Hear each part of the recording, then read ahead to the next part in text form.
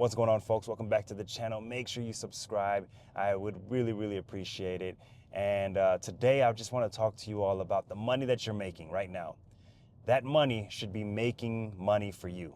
The money that you make should also be making money. And what do I mean by that?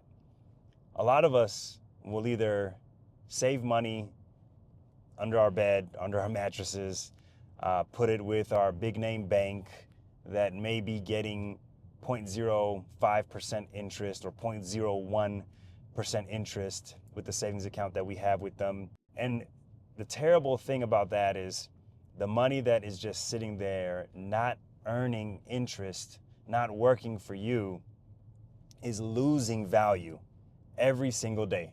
It's losing value to inflation, and what you were able to buy with $1 30 years ago, you cannot even come close to affording today.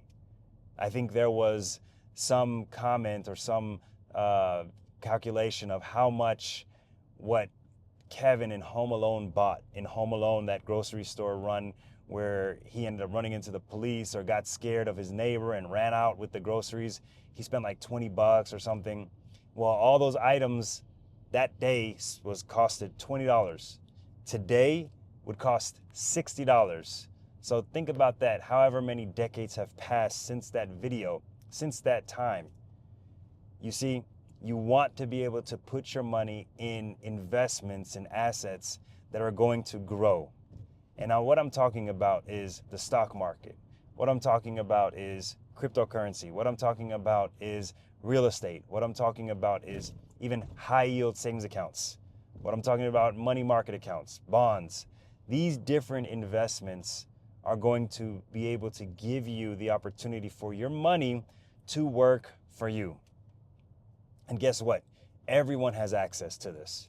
Nobody is without access to be able to invest. At the very least, a taxable account. Yeah, you've got Roth IRAs, you've got 401ks, you've got HSAs, health savings accounts that you have to have, certain accounts, or you have to work, you have to have some kind of income to be able to have some of these different accounts.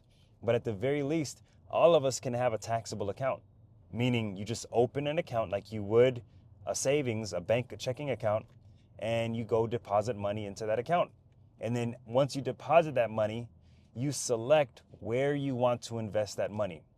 And what gets a lot of people is maybe they invest in a single stock or a single company, and what ends up happening with that company, they file bankruptcy or the stock price goes down, and so they're tied to that one stock. And if that's something that you want to do, of course, by all means, do it. But I personally have been investing since 2009, 2010. When everybody was saying, take your money out of the stock market, this is not a good time. There were a couple people at my job that I listened to, who said, Matt, we've been through this before. We've seen the ups and downs of the stock market, but when you invest, when you buy, you got to invest and hold for the long term. Trying to buy and hold, and sell within a year is not going to work with the stock market. And that's not a strategy that we want you to have, because they were invested in seeing me be successful. And thankfully, I listened to them. When you invest in the stock market over the long term, yes, I've only done it for 15 years, but I comparatively have more than enough in my 401k if I wanted to retire today.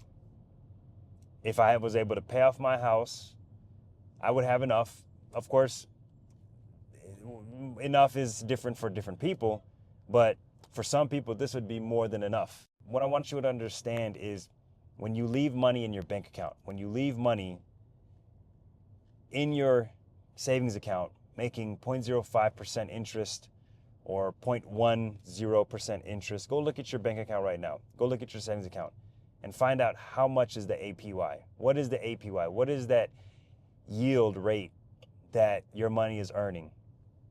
It's probably, at the best case scenario, if you've got a high yield savings account, it's probably maybe 4% or 5%, which, if you think about it, even with inflation, you're still only making what, 2 to 3% on that money that you're trying to invest and grow. So The cost of living doesn't get any cheaper. You've got to invest that money and put that money in something that will make you money. And I think the stock market is a great place. And when I say stock market, let's clarify, right? We're not just talking about single stocks. We're talking about index funds or ETFs that track broad-based indices. So like if you have an S&P 500, right? The S&P 500 is a great index to track, a great index to invest in. So any S&P 500 based index funds or ETFs, you're going to be able to invest and do pretty well. At least that's what history tells us. But I mean, look at the US economy. These companies, look at US based companies. These are probably the best, strongest companies that have been through terrible downs, but so many more successful ups. And you'll see a lot of advisors say, the history is the past performance is not an indication of future performance, blah, blah, blah, blah. Personally, for me, I can't tell you for you, but for me, I am so thankful that I have not changed or wavered from investing in the stock market through broad-based index funds. So if you're talking about what index funds would I do, what I do is I do the US total market, which is like a cousin of the S&P 500, because the way the S&P 500 is structured and the US total market index fund is structured, they're pretty much the same, where most of the money gets invested in the top 10, 15, 20 companies, and then smaller percentages go to other companies. I just have a personal attraction to say, hey, I own every single publicly traded company, almost every single publicly traded company in the US. I think that's pretty cool. Then if you want, you could throw in an international index fund. So companies like Samsung that are international based, you would be able to go and invest and buy pieces of that company, invest in pieces of that company. And usually a total international index fund is going to have thousands, much more companies that you're investing in than your US based indexes. For someone who's trying to be careful with their money and have a little bit more stability, you can look at something like bonds. There is a group called the Bogleheads who are based off of the late great Jack Bogle, who founded Vanguard. If you know, Vanguard is like Fidelity's competitor, but the man who founded Vanguard was a pioneer for the index fund, right? He created the first index fund. And the people who really admired him created a group dedicated to continuing his education and just instilling the principles of investing that he set forth. And so they call themselves the Bogleheads. Now they have a Boglehead 3-fund portfolio where you invest in some kind of US market-based index fund, the international index fund. So you're doing like 30% or 33%, and 34% if you want in each of these index funds. And then the last one is a bond index fund.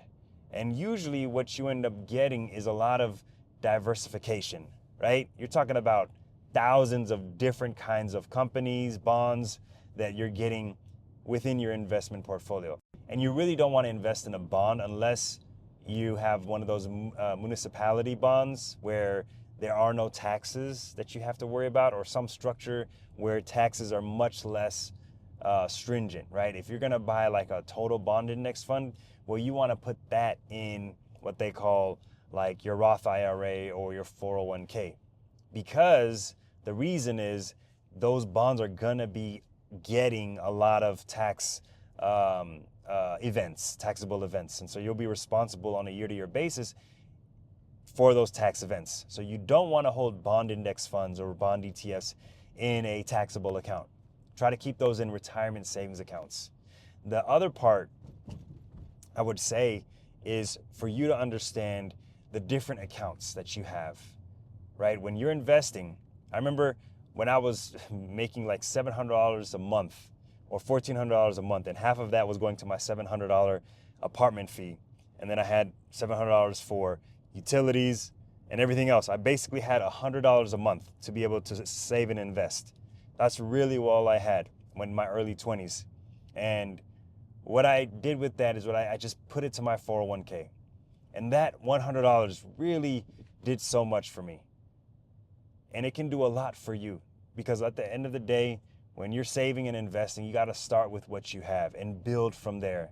But once you start to see that money grow and that money start to make money for you, then it starts to click. Then it starts to say, you start to say, I could do this. I can definitely do this, and add a little bit more next year, and then add a little bit more in the year after. Next thing you know, you're putting away 20, 30% of your income every single month to your 401k, your 403b or whatever, your IRA, your HSA health savings account that a lot of people don't even know about, but you definitely want to check out a video that should be showing up at the top about HSAs and why they're so amazing. Make sure that you understand that the money that is in your savings account is not going to make you rich. It's not going to make you wealthy unless you already have like 2 million, 5 million, 10 million, you come upon some kind of windfall, an inheritance or something. Definitely spread that across your, a few different high yield savings accounts where you get that FDIC coverage.